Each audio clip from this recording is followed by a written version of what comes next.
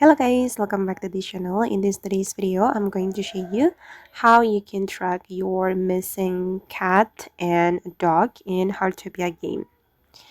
Okay, let's get into it guys. Just in case if you can't see your pets in your home, and here I'm going to show you how you can find your cat or your dog if they are missing.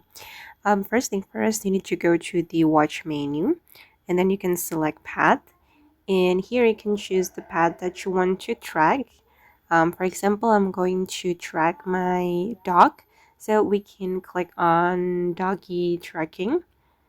Okay, and then you just need to follow the guidance. Okay, this is my dog. And you can track it. Okay guys, and that's how you can track your missing pet in Heartopia game. I hope this video will be useful for you.